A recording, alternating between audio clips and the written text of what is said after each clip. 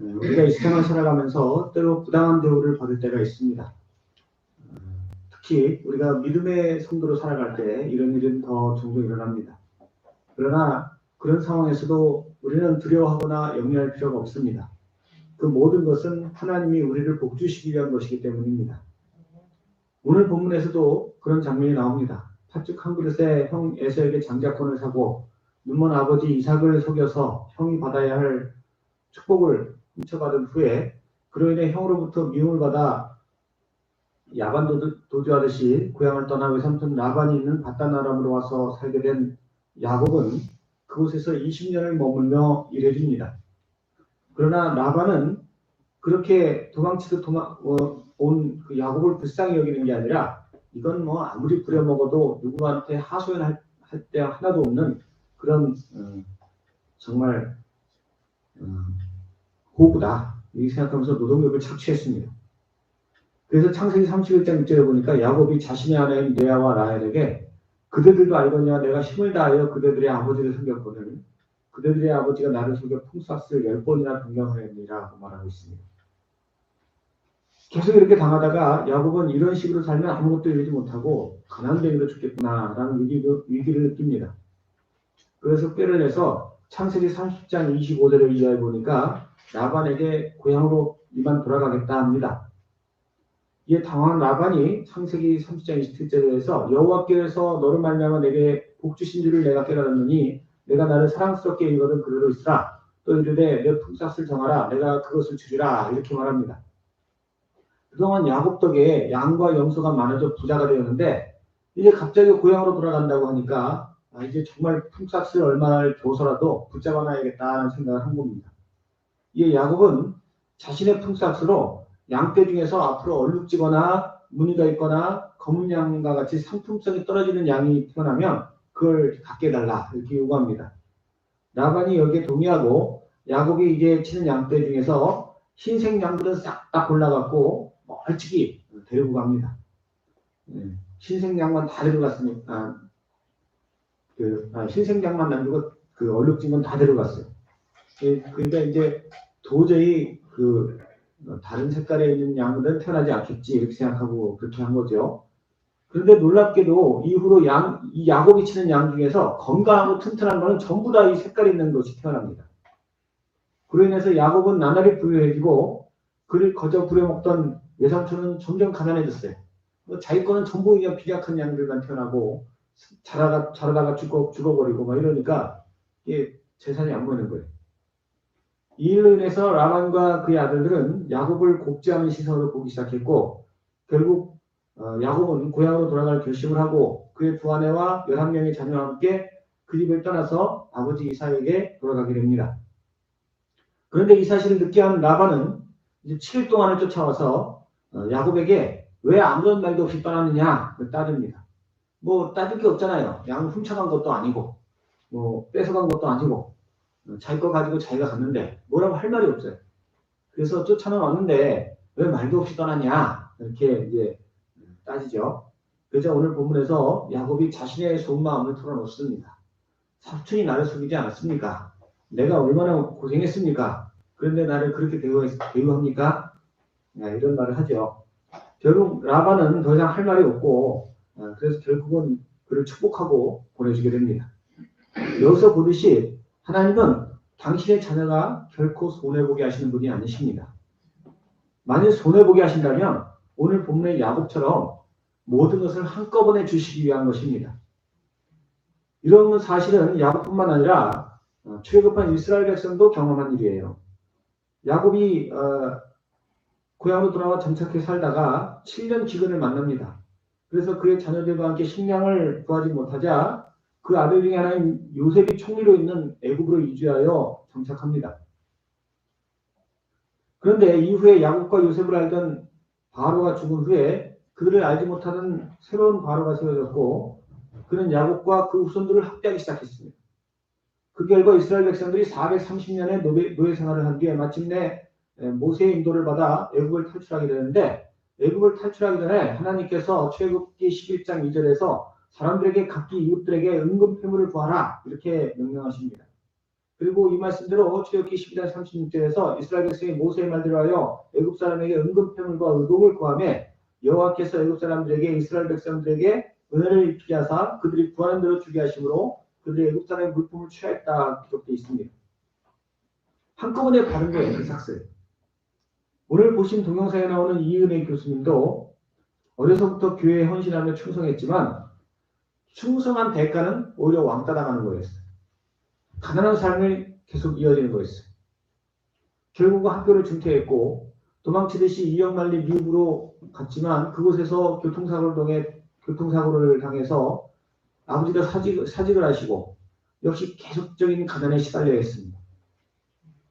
그러나 결국에는 콩쿠르 우승과 최연소 교수 임명을 통해서 하나님의 복을 몰아서 주시기 시작합니다. 이처럼 하나님의 백성으로서 우리가 주님께 충성함에도 무언가 손해를 보고 있다고 한다면 염려할 필요가 없습니다. 세상의 기업은 내가 아무리 충성을 해도 어려워지면 월급이 밀리기도 하고 그러다가 어느 순간 부도가 납니다. 그리고 끝나는 거예요. 그러나 하나님은 부도 나는 경우가 절대 없습니다. 하나님은 내가 주님께 충성할 때 월급을 밀어서 주시는 것 같은데 사실은 그것을 몇 배로 뻥튀기 해서 굴려서 주시려고 하시는 거예요. 그러므로 우리가 그 신실하신 주님을 믿고 그분께 충성해야 할 줄을 믿습니다. 그러면 하나님께서 이렇게 좀 전능하신 분이 좀 나눠서 주시지 이렇게 꼭 몰아서 주시는 이유가 뭔가? 이렇게 안타깝게 하고 힘들게 하고 몰아서 주시는 이유가 뭘까요?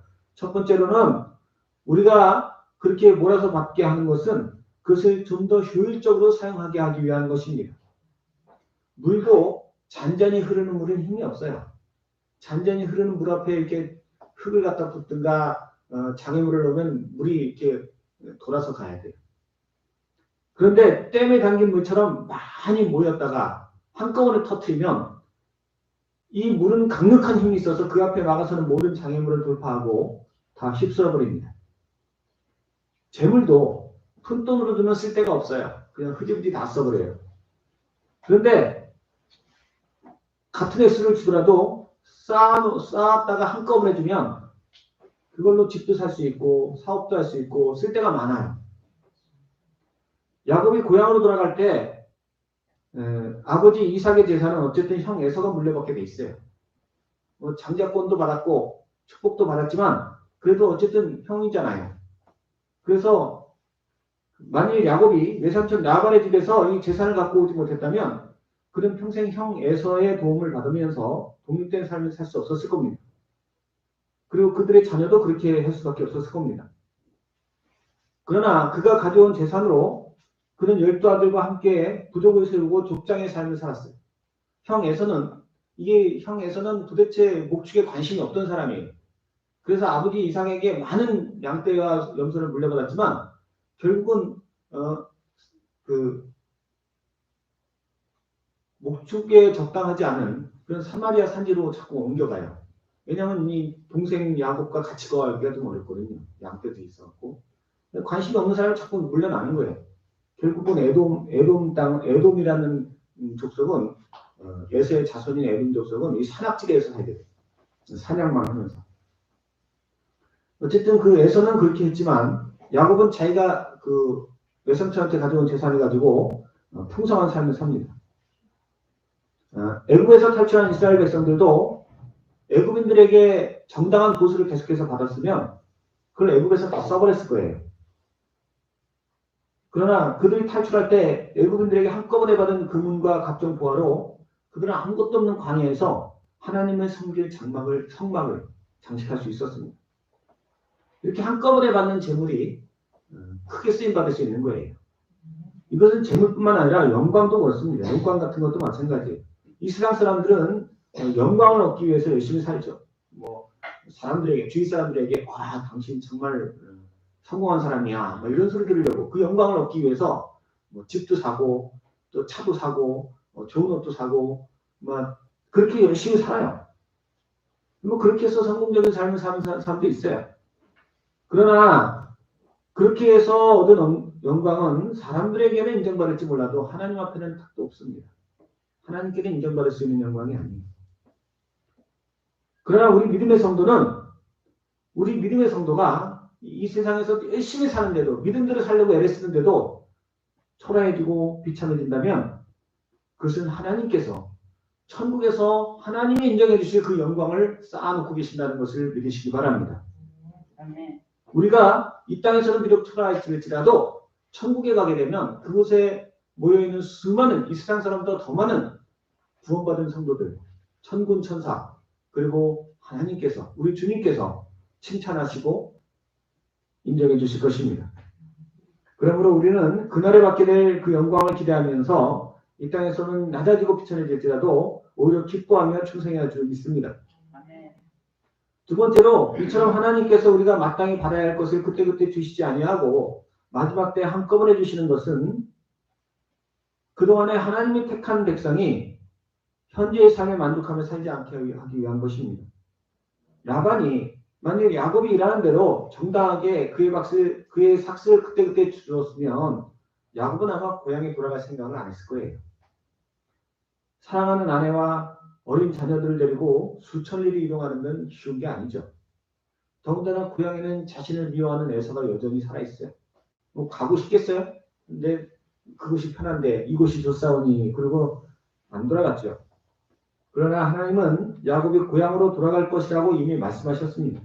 창세기 28장 15절에 야곱의 꿈에 나타나신 하나님께서 내가 너와 함께 있어 내가 어디로 가든지 너를 지키며 너를 이끌어 이 땅으로 돌아오게 할지라 내가 내게 허락한 것을 다 이루기까지 너를 떠나지 아니하리라 하고 말씀하셨어요. 하나님의 이 약속이 성취되기 위해서라도 야곱에게 그가 받을 삭슬 한꺼번에 받게 하실 이유가 없었던 것입니다. 이것은 이스라엘 백성들도 마찬가지예요. 그들도 애굽 땅에서 애굽 사람들에게 매일매일 합당한 대우를 받으면서 평안하게 살았으면 뭐 가나안 땅이고 뭐 관심도 없었을 거예요. 하나님께서 무슨 약속의 땅으로 가라.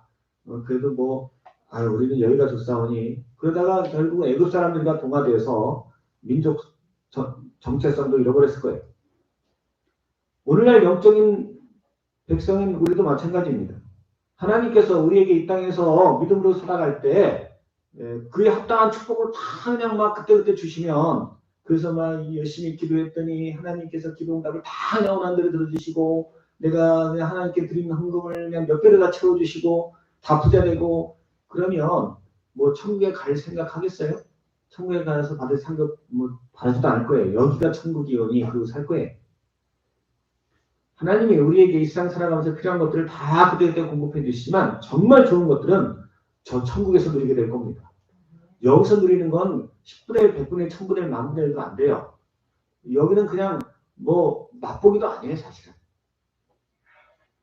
예수님도 하나님 아버지께 순종하며 사셨지만 이 땅에서는 그냥 가난한 목수의 삶을 사셨어요.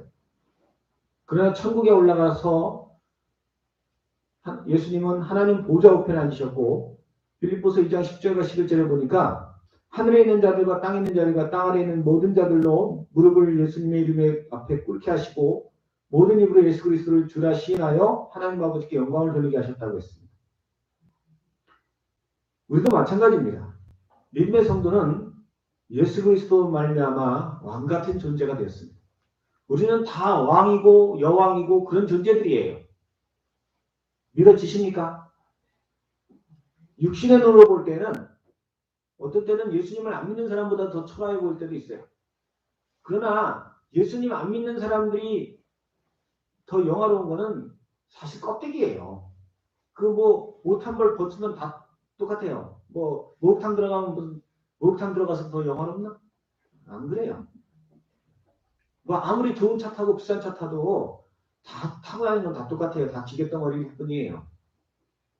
정말 영광은 하나님께서 그 믿음으로 말미암아서 인정해주는 그 영광이에요. 우리가 천국에 가서 세마포 옷을 입게 될 텐데 그 세마포 옷은 그냥 옷을 말하는 게 아니에요. 성경에 보면 그것은 의로운 행실이라고 했어요. 성도의 의로운 행실, 성도가 믿음으로 행한 행동들이 영광의 광채로 나타나는 현상들이 세마포 옷이라고 표현된 거예요. 우리가 이 세상에서는 믿음으로 행해도 아무런 티도 안 나지만 아무런 티도 안 나는 것 같지만 사실은 본인은 알아요. 내가 믿음으로 행했을 때 어떤 기적이 일어나는지를 알죠.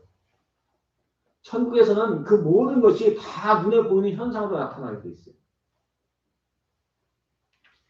그러므로 성도는 그날을 바라보며 비록 이 땅에서 풍요하지 못하고 인정받지 못한 삶을 살지라도 몰아서 주시는 주님의 신실하심을 바라보며 살아갈 줄로 믿습니다. 세 번째로 하나님께서 이처럼 마땅히 받아야 할 것을 그때그때 주시지 아니하시는 것은 우리로 오직 주님께만 집중하게 하기 위한 것입니다.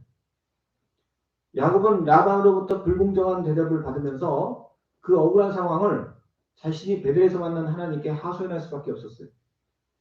왜냐하면 아무도 자기 편을 들어줄 사람이 없어요. 거기에. 31장 7절에 보면 야곱이 자신의 아내인 레아와 라헬에게 그대들의 아버지가 나를 속여 품삯을 10번이나 변경하였느니라.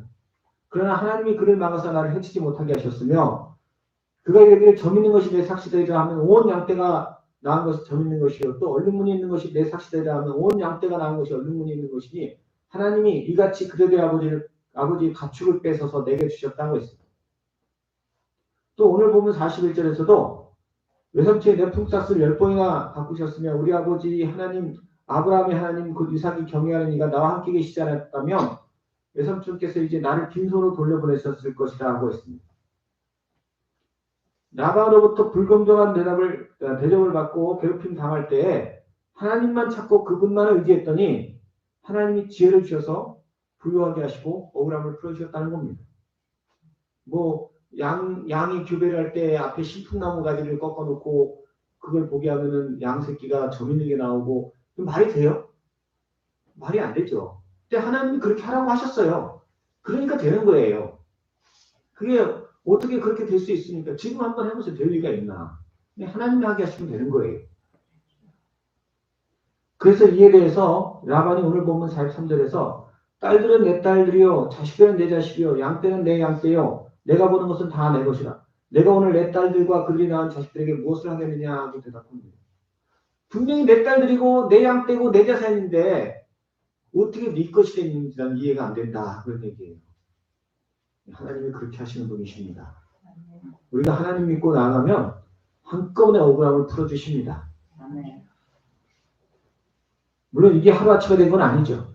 야곱은 20년 동안을 하나님을 찾고 그분의 은혜를 구했습니다. 그 결과가 바로 이렇게 나타난 겁니다. 분명한 것은 야곱이 하나님을 의지했을 때 하나님은 그에게 라반의 통쾌한 복수를 해주시고 처음 이것으로 올 때 하신 약속, 곧 베델광야에서 주신 약속도 이루어주신 것입니다.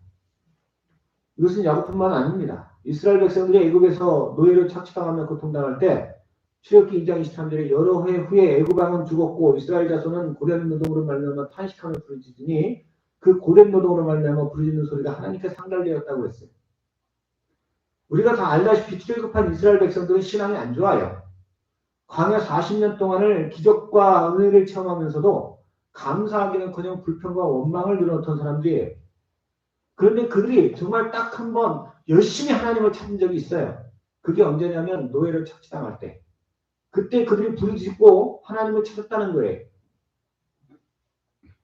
그 힘이 그들의 육신적인 고통과 더불어 이 세상에서 그 어디에서도 자신을 도와줄 수 없다는 인식, 즉 자신을 도와줄 수 없다는 도와줄 사람이 없다는 그런 인식에서 하나님을 간절히 찾았다는 겁니다. 우리도 그렇죠. 우리도 이게 모든 게 평안하면 하나님 잘 안 찾아요. 근데 빵을 이게 온도와 습도와 이렇게 다 평안한 데다 놔두면 금방 곰팡이가 펴요. 그래서 차가운 냉장고에 보관하든지 아니면 진공 상태에 보관하든지 도저히 견딜 수 없는 혹독한 상태에 놔둬야 이게 썩질 않아. 우리 신앙도 그렇습니다. 가만 놔두면 다 부패해서 남는 게 없어요. 그래서 때로 하나님은 우리에게 억울한 일을 당하기도 하시고 속상한 일을 겪기도 하시는 겁니다. 그리고 그런 상황에서 하나님을 찾고 구하면 하나님은 반드시 넘치는 은혜로 채워주십니다. 오늘날 이 세상이 죄가 점점 많아지고 있습니다. 죄가 많아진다는 것은 그만큼 불공평과 불공정이 심해지고 있다는 것입니다. 그로 인해서 억울한 사람이 점점 많아지고 있다는 거예요. 처음에는 힘없고 연약한 사람들이 억울하다가 그 다음에는 중간 계층이 억울해지다가 그 다음엔 모두가 다 속상하고 괴로워지는 거예요.